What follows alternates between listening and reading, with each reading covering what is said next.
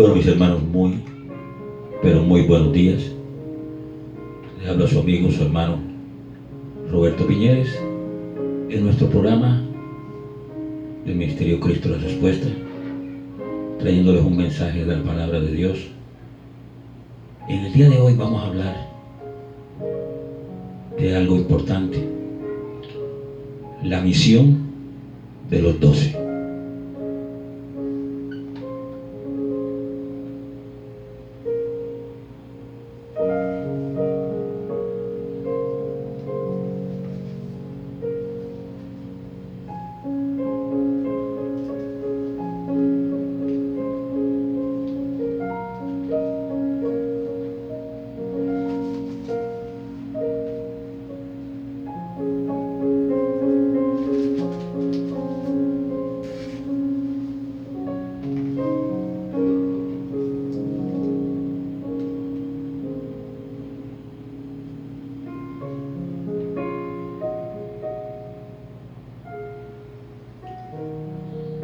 Vamos a leer hoy en el libro de Lucas, en el capítulo 9, versículos del 1 al 6.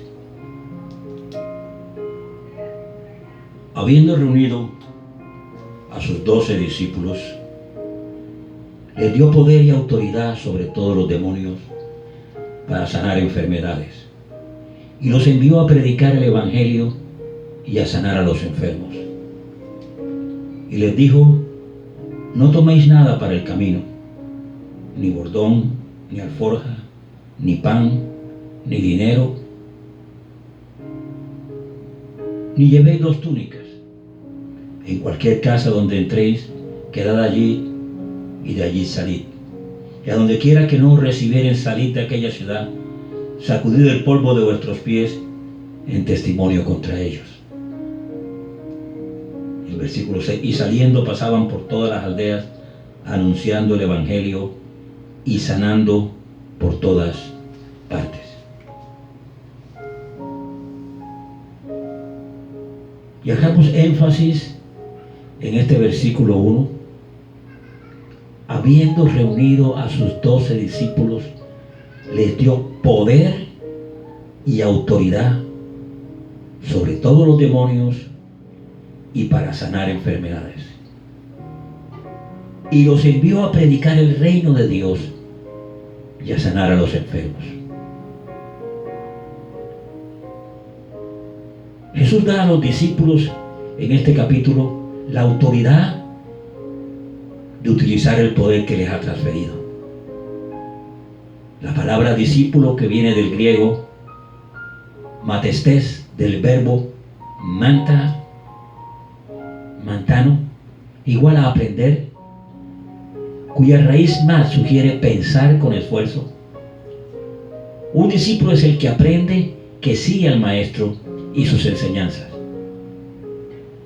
La palabra se usó primero acerca de los 12 y luego constituyó una referencia a todos los cristianos.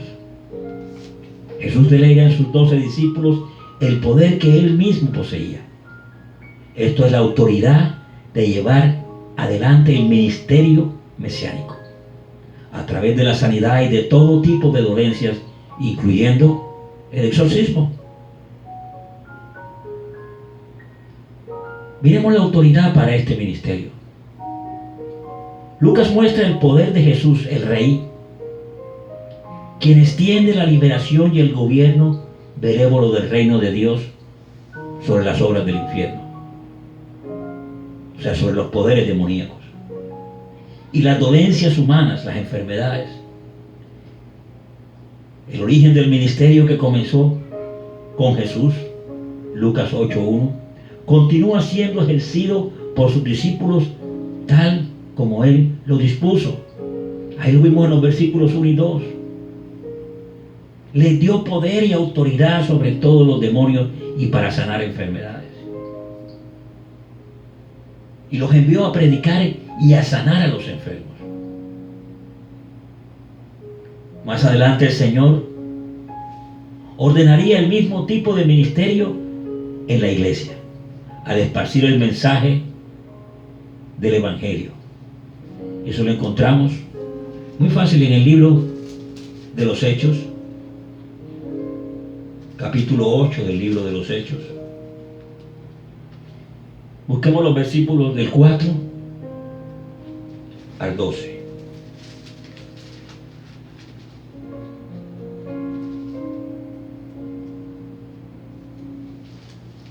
Hechos, capítulo 8 del 4 al 12. Pero los que fueron esparcidos iban por todas partes anunciando el Evangelio. ¿Quiénes? Los que fueron esparcidos. Los seguidores de los apóstoles, aquellos que recibieron la palabra y fueron perseguidos, iban por todas partes anunciando el Evangelio. Entonces Felipe descendía a la ciudad de Samaria y les predicaba. Y la gente unánime escuchaban atentamente las cosas que decía Felipe, oyendo y viendo las señales que hacía. Porque de muchos que tenían espíritus inmundos salían estos dando voces, y muchos paralíticos y cojos eran sanados. Así que había gran gozo en aquella ciudad. O sea que el ministerio de los discípulos fue esparcido. Ellos fueron esparcidos, fueron perseguidos y salieron y predicaron el Evangelio. Y todo este mensaje del Evangelio venía acompañado del poder que Jesús había transferido primero a sus 12 discípulos y después a todos los demás discípulos, a los seguidores. Este Evangelio vibra confiado en la plena transparencia de poder y autoridad para ejercer el ministerio otorgado por Jesús a sus discípulos. En aquel día y también ahora. Con ese orden y esa transferencia de poder, podemos esperar victoria sobre los poderes de las tinieblas y sus operaciones. Busquémoslo en Lucas 10, 19. He aquí os doy potestad de hollar serpientes y escorpiones y sobre toda fuerza del enemigo, y nada os dañará. A nosotros se nos ha asignado el negociar como los representantes autorizados de nuestro Señor hasta que Él regrese. Eso lo podemos buscar en Lucas, capítulo 19, versículo 13.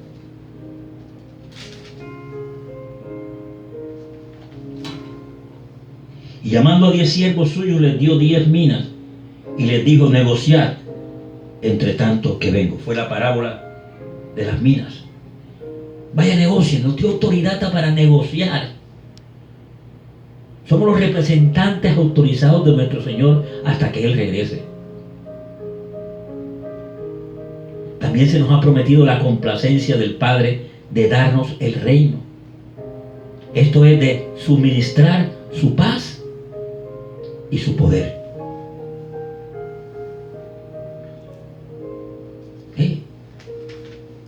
Él nos suministra su paz y su poder. Miremos en Lucas, capítulo 12.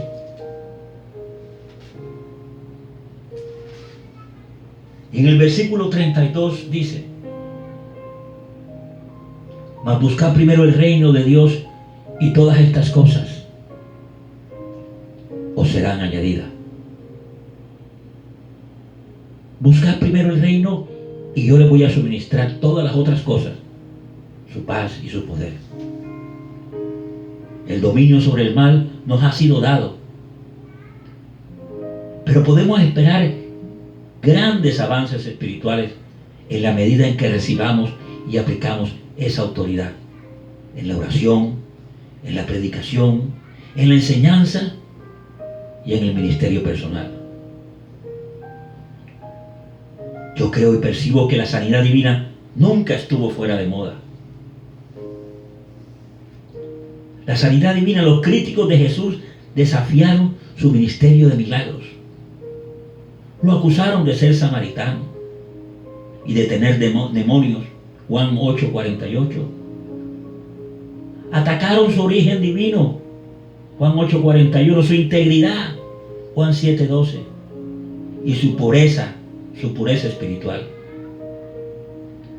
La resistencia que opusieron no difiere mucho de la que se levanta frecuentemente hoy día contra el ministerio de la sanidad divina en la misma iglesia. Una respuesta categórica a semejante duda la encontramos en la palabra de Dios dirigida por Jesús a sus críticos. Los invito a mirar en el libro de Juan, el capítulo 8, versículo 58. Jesús dirigiéndose a sus críticos.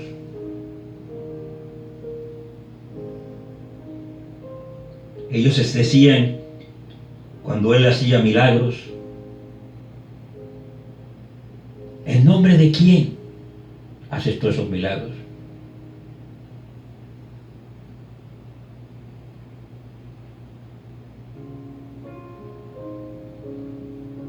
Y cuando le preguntaron en nombre de quién hacía los milagros, Él contestó unas palabras en 8:58. Después de que había discutido y había refutado contra los críticos que tenía, les dijo: de cierto os digo, antes que Abraham fuese, yo soy. Antes que Abraham fuese, yo soy. La respuesta de Cristo aúna todas las facetas de su persona y ministerio a su propia e inalterable eternidad. Antes que Abraham fuese, yo soy. Se trata de un mensaje permanente también para nosotros en el día de hoy. Jesús no es el gran yo fui del pasado, sino el gran yo soy, el mismo ayer, hoy y por los siglos. Por eso no entiendo por qué algunos confinan el ministerio de la sanidad divina a los llamados tiempos bíblicos. Pero la historia de la iglesia anula esa teoría. Nada en las escrituras indica ni una sola vez en que se muestre que la era se reducirá la obra de Cristo, que en esta era presente se reducirá la obra de Cristo o la de la iglesia del Nuevo Testamento. Jesús mismo dijo que que la iglesia haría obras mayores que las que Él había hecho, porque Él iba al Padre. Eso lo encontramos en Juan capítulo 14, versículo 12.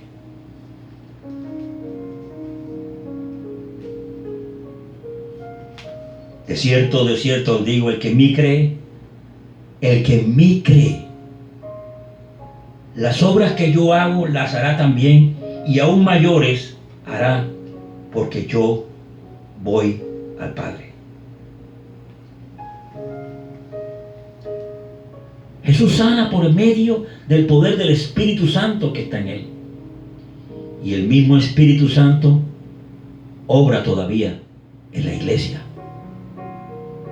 Miremos Hechos capítulo 2, versículos 38 al 39. ¿Qué nos dice sobre ese Espíritu Santo que mora en la iglesia en el día de hoy? ¿No es el mismo Espíritu de Jesús?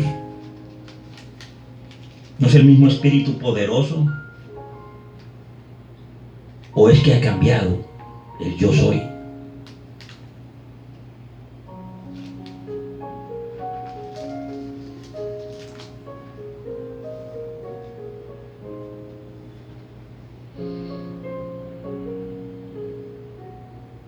Pedro les dijo: arrepentíos y bautícese cada uno de vosotros en el nombre de Jesucristo para perdón de pecado, y para que recibáis el don del Espíritu Santo.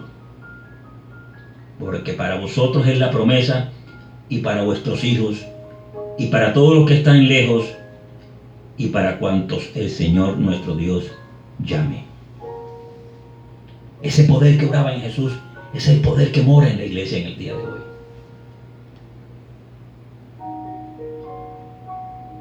La sanidad del ser humano que necesita es en espíritu, en alma y en cuerpo. Miremos la palabra sanar. Hay una palabra que usó mucho Jesús y es una palabra griega que se llama suso. Sanar, salvar, hacer sano, completo. Y nos ofrece una perspectiva singular de Lucas como médico en una serie de encuentros en donde se manifiesta el poder sanador de Jesús.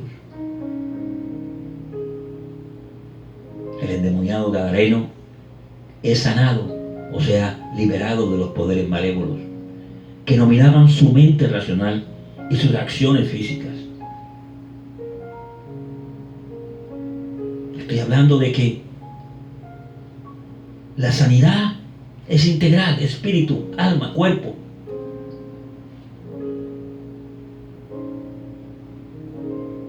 Segundo, miremos el caso de la mujer con el flujo de sangre en Lucas, ahí mismo.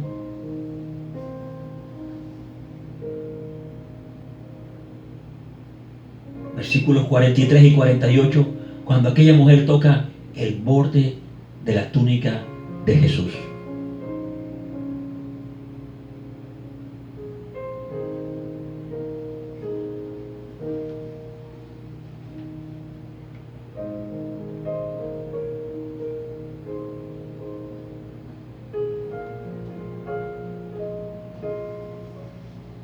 Y Jesús dice: hija, tu fe te ha salvado.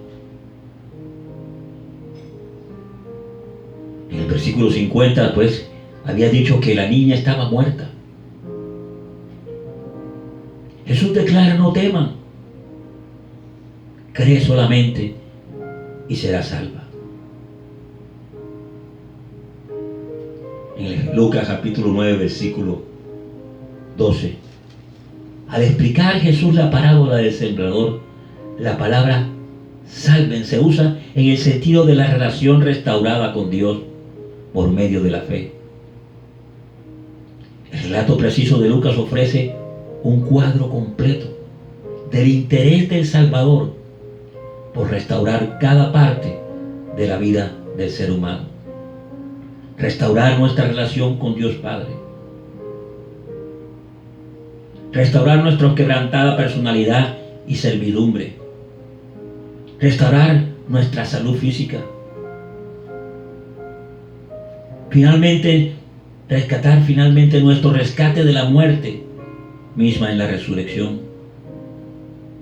Jesucristo es el Salvador del ser humano en su totalidad, pero también es nuestro sanador. Y quiere sanarnos completamente. Podríamos decir que la sanidad divina ya está fuera de moda.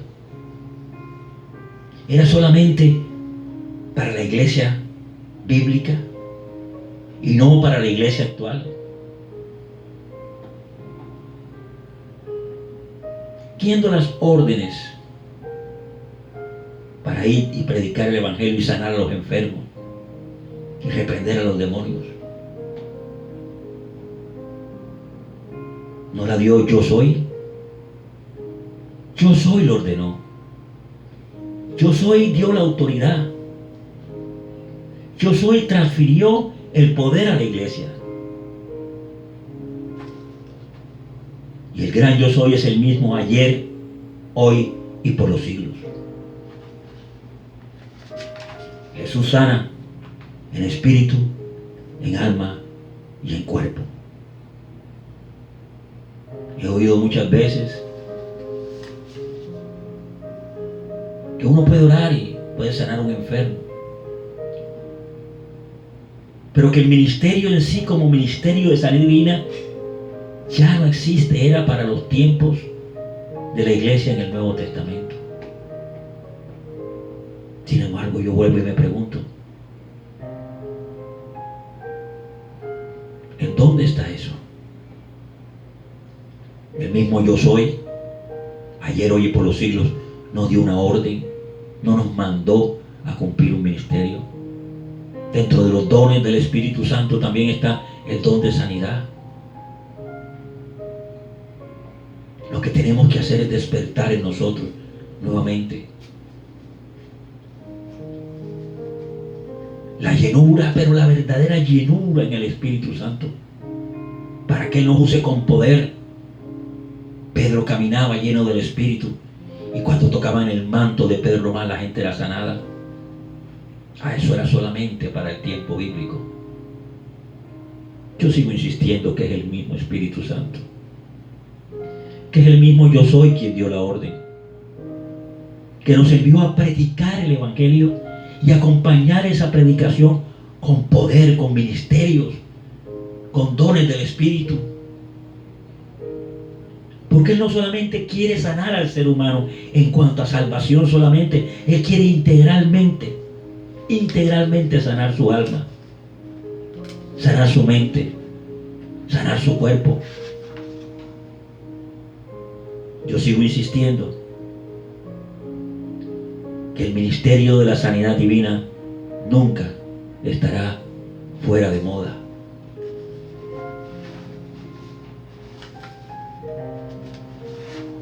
El gran yo soy, el mismo ayer, hoy y por los siglos, sana en espíritu, en alma y en cuerpo. Señor, te damos gracias por tu palabra en el día de hoy. Señor, que llegue a los creyentes y a los no creyentes que andan buscando una esperanza en ti, Señor, de salvación y de sanidad. Te pido, Señor, que reavives hombres y mujeres de Dios llenos de tu Santo Espíritu, que crean en plena fe y con el poder de su Espíritu Santo de poner manos sobre los enfermos y ellos sanarán en tu divina y santa voluntad, Señor. Gracias, Señor, en este día lindo y precioso de tu divina voluntad.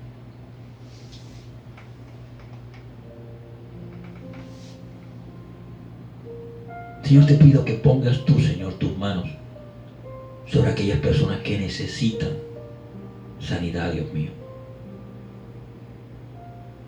Tú los conoces, Señor, y yo clamo a ti por ellos, para que en tu divina voluntad tú contestes su oración, Señor. Sana a los enfermos, sana a los pecadores, Señor, salva las almas. Las mentes que tienen ahora mismo perturbación, sánalos también, Señor.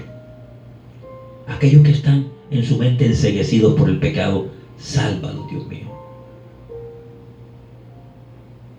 Gracias, Señor, en este bello día que nos has regalado por tu divina y santa palabra, Dios mío. En el nombre de Jesús, tu Hijo amado. Amén.